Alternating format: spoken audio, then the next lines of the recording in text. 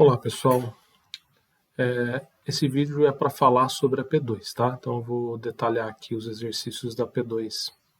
Depois eu disponibilizo para vocês no AVA também esses slides com a resolução dos exercícios.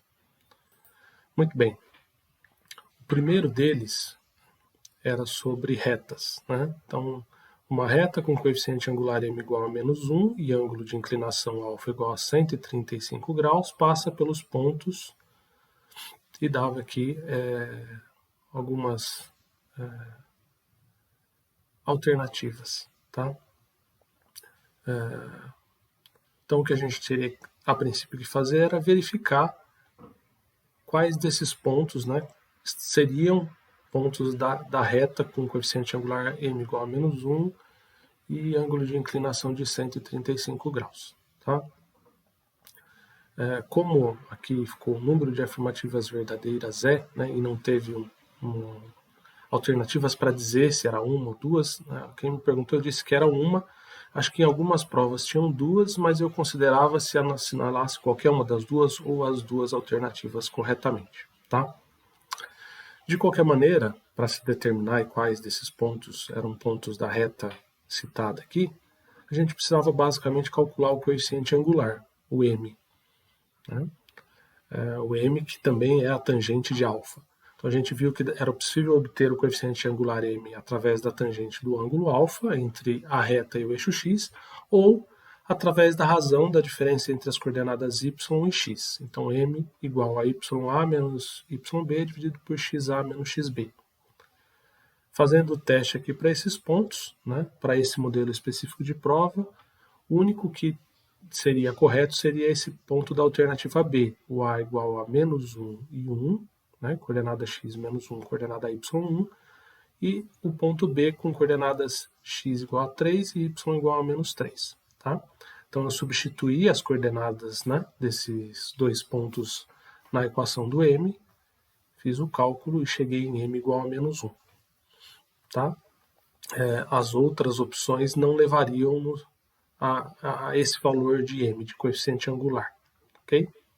Então era basicamente isso. Né? Não se esqueçam que é necessário ficar atento ao ordenamento. Né? Então quando eu escolho um ponto P qualquer, aqui dentro desse parênteses eu vou ter as coordenadas x e y respectivamente. Tá bom? Se você inverter a ordem, você provavelmente vai chegar num coeficiente angular errado. Então essa era a primeira das questões. Tá? Que no caso em particular aqui seria a B, mas dependendo do tipo de prova, isso poderia dar uma outra alternativa. Muito bem. O segundo exercício da prova também era sobre retas, né? Então a gente tinha aqui o gráfico de uma reta, tá? E tinha que determinar entre essas opções qual era a equação reduzida da reta R. Tá? Bom, existem algumas maneiras diferentes de se fazer isso. Eu fiz escolhendo um dos dois pontos que eu consigo retirar informações aqui pelo gráfico. Tá? Então eu escolhi esse ponto aqui, que é onde a reta corta o eixo x, então é um ponto com coordenadas 2, 0, tá? Eu chamei de ponto A. E o ângulo entre a reta e o eixo x é de 45 graus, portanto m igual a 1. Com essas informações, coordenadas de um ponto e coeficiente angular, eu consigo determinar a equação fundamental da reta. Foi uma das primeiras coisas que a gente viu quando começou a estudar reta. Essa é a forma geral que vocês tinham no formulário de vocês. Y menos YA igual a M que multiplica X menos XA. Substituir o M calculado e as coordenadas do ponto A. Então ficou Y menos 0 igual a 1 que multiplica X menos 2. E simplificando eu chego em Y igual a X menos 2. Ou seja, quando eu monto a equação fundamental dessa reta, eu acabo chegando na própria equação reduzida, né? Que seria aquele formato y igual a, eu acho que eu coloquei ax mais b ou ax mais q para vocês, eu não lembro, tá? Então o a seria o coeficiente angular, que é o que multiplica o x, que nesse caso é 1, e esse outro valor aqui que está sendo acrescido ao x, ou decrescido, né? Que no caso é um menos, é o intercepto, é o ponto onde a reta corta o eixo y. Tá? Então, uma das possibilidades também seria olhar as equações e verificar qual delas tem um intercepto menos 2. Nesse caso seria essa, tá? Que é a mesma que a gente obteve através da equação fundamental. Só teria que daí, nesse caso, fazer com mais cuidado para verificar se não poderia ser uma outra possibilidade. Tá? Mas esse exercício era basicamente isso. Talvez esse fosse o caminho mais fácil de se resolvê-lo. O terceiro era sobre razão, razão e proporção. Então, a razão da idade de duas pessoas é 2/3, e a gente tinha que determinar essas idades sabendo que a soma delas é igual a 35. Então, eu equacionei as informações dadas no enunciado igual nós fizemos nos exercícios da lista. X sobre y igual a 2/3 e x mais y igual a 35. Tá? Então, a idade de uma das pessoas é o que eu chamei de x e a outra é y. Dessa forma, eu caio num sistema de duas equações, duas incógnitas. A maneira como nós resolvemos em aula foi isolar uma das variáveis numa equação. Então, eu isolei x na equação 1 e substituir esse x isolado na equação 2. Então, isolando x na equação 1, eu vou ter que x é igual a 2y sobre 3. E quando eu substituir esse x aqui na equação 2, eu vou ter que 2y sobre 3 mais y é igual a 35. Lado esquerdo dessa igualdade é uma soma de frações, então o denominador comum é 3, né, sendo que aqui é y ou y sobre 1. O numerador vai ficar 2y mais 3y, que é 5y. E do lado direito da igualdade eu tenho aqui o 35. Né? Então é 5y sobre 3 igual a 35. Então 5y é igual a 3 vezes 35, ou seja, y igual a 21. Se y, bom, aqui você poderia vir aqui e verificar que há apenas uma opção com uma das idades sendo de 21 anos. Mas, se eu achei que y é 21 e sei que x mais y é 35, o x tem que ser a diferença, né? 35 menos 21 que dá 14. Então, é exatamente mesmo essa opção a correta. Tá? Esse foi o terceiro, bastante parecido com os que nós fizemos em sala.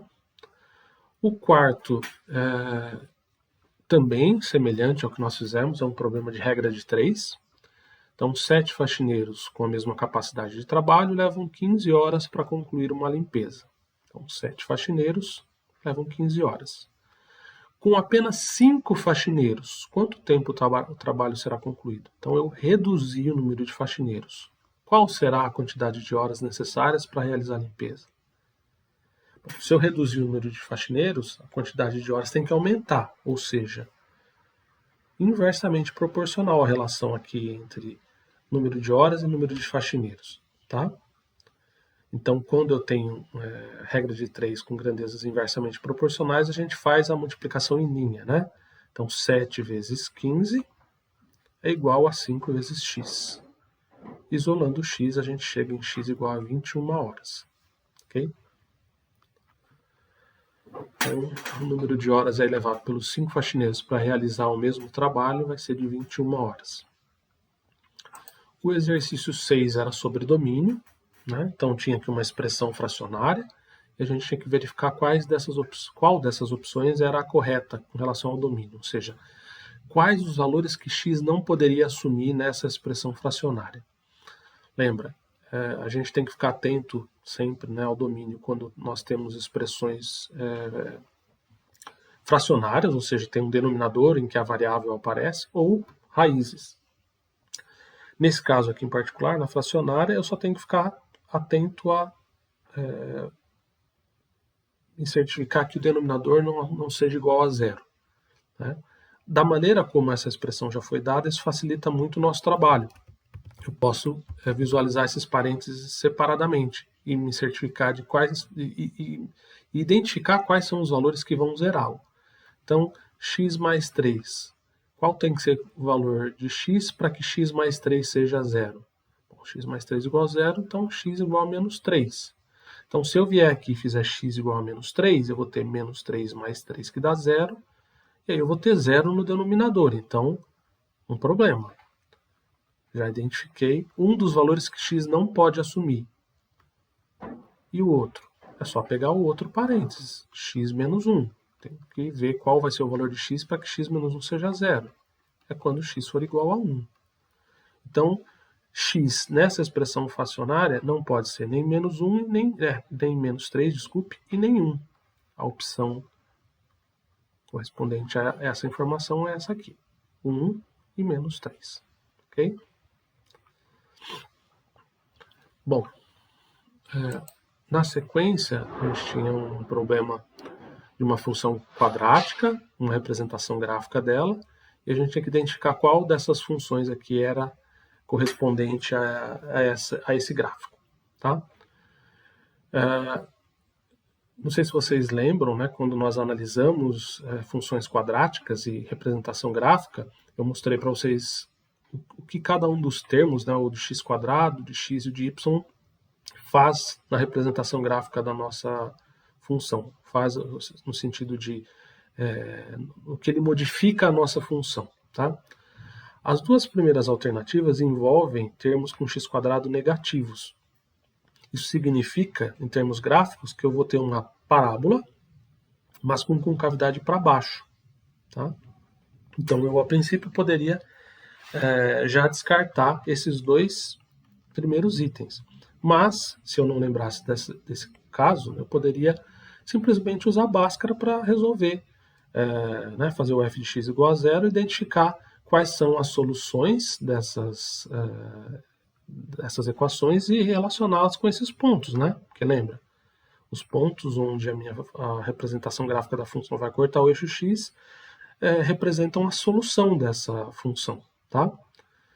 Aqui, se a gente fizesse isso para a equação A, a gente identificaria dois valores positivos de x. Então também descartaria, porque visivelmente um deles é negativo. Se eu fizesse o mesmo para a expressão, para a função b, né, usasse Bhaskara aqui para b, eu iria encontrar valores também que não corresponderiam a esse resultado. Tá? Se eu fizesse para a equação D, que é uma parábola com concavidade para cima, né, porque o x quadrado está positivo, eu identificaria que o eixo de simetria dessa parábola é o eixo y, ou seja, ela estaria exatamente no centro ali. Tá? Mas, de qualquer maneira, por Bhaskara, eu encontraria dois valores de x, um positivo e um negativo, mas iguais. Né? Nesse caso aqui, eu teria, acho que x1 igual a 0,34 e x2 igual a menos 0,34. Então, teria que verificar essa alternativa C, ou poderia ser nenhuma das alternativas. Fazendo pela alternativa C, Bhaskara, a gente encontraria que x1 é igual a menos 2,25 e x2 é igual a 0,59. Né? Números bastante coerentes com o que a gente consegue verificar aqui no nosso gráfico. Então, a alternativa correta seria a alternativa C. Ok? No exercício 8, a gente tem que determinar os valores de x, que são soluções dessa equação. Então, poderia ser simplesmente substituição dos valores aqui, ou encontrar a solução da equação, isolar o x aqui, né? Foi o que eu fiz aqui na resolução. Então, x sobre 2 menos x sobre 3 igual a 1/6. Então, eu já joguei esse termo aqui que envolve x para o lado esquerdo da igualdade e o 1/6, que é numérico, para o lado direito. Tá? Quando eles mudam de lado, eles estavam ambos positivos ou negativos. Agrupo os termos de x aqui no lado esquerdo, né? Soma de frações com denominadores diferentes, vai ser um denominador 2 vezes 3, que é 6. Lá no numerador eu vou ter 3x menos 2x. E aqui do lado direito, menos 1/6. Note que eu consigo simplificar esse 6, então eu vou ter 3x menos 2x, que é x, vai ser igual a menos 1. Então, x igual a menos 1 é a solução dessa equação. Um único valor. Tá? O exercício 9 é para determinação de raízes de uma equação quadrática. O método que vocês mais utilizam é Bhaskara, então era só reescrever essa equação naquele formato de ax² mais bx mais c. Foi o que eu fiz, tá? Então, x vezes x é x², x vezes x², x vezes 4, 4x, e o 21 que está aqui do lado direito da igualdade, eu passo para o lado esquerdo negativo. comparando com a equação geral ax² mais bx mais c, eu consigo determinar os valores de a, b e c, e substituindo em Bhaskara eu consigo determinar os valores de x, o x1 e o x2. Vai ser x igual a 3 e x igual a menos 7, né, que nesse caso aqui corresponderia à alternativa B.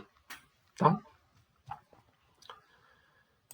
Os dois últimos problemas eram de porcentagem, se não me engano. O 9 fala que era exatamente um da lista, né, como eu havia dito para vocês que iria acontecer. Um exercício foi retirado da lista de porcentagem. Então, Fernanda ganha 10% a mais que Paulo. Se Fernanda ganhar um aumento de 20%, qual será o percentual que ela ganhará mais que Paulo? Então, a maneira que eu resolvi aqui foi talvez a mais simples, pensando em valores. Vamos supor que Paulo ganhe R$1.000. Isso significa que Fernanda vai ganhar 1.100, porque ela ganha 10% a mais que Paulo. Então, seria 1.000 vezes 1,1. Tá? Ou 1.000 vezes 1.000 mais 1.000 vezes 0,1, que é a mesma coisa. Nós fizemos dessas duas maneiras em sala, tá? Então ela vai ganhar 1.100. Se ela tiver 20% de aumento em cima desses 1.100, seria 1.100 vezes 1,2, ou seja, 1.320. Tá? Vocês também poderiam verificar quanto que é 20% de 1.100 e depois somar no 1.100, que é basicamente o que está feito aqui. Tá? Então ela vai ganhar 1.320. Quanto ela ganha mais que Paulo? Bom, se ela está ganhando 1.320 e o Paulo ganha 1.000, ela ganha 320 a mais, o que corresponde a 32%. Tá? Era a alternativa aí nesse caso. E o último dos problemas fala sobre em uma indústria, o setor de qualidade constatou que um lote de 4.500 peças tinha 180 com algum defeito, e dá a informação de que para um lote ser aprovado é necessário que o número de peças com defeito seja inferior a 3%. E aqui pede para que a gente faça uma análise do que aconteceu nesse caso, né? Se foi reprovado, se foi aprovado o lote. Bom, 180 de 4.500 peças, eu tenho que determinar quantos por cento vai ser. Isso já vai me dizer exatamente se o lote foi aprovado ou reprovado e qual a porcentagem. Então, 180 por 4.500 dá 0,04, ou seja, 4%. 4% ele é reprovado, né? Tem que ser inferior a 3. Então, reprovado com 4% das peças com defeito. Então, essa foi a prova 2. Tá? Então, revejam com calma os slides, né, dessas resoluções aqui. Vão estar junto lá com o link do vídeo no Ava. Até mais, pessoal. Bons estudos.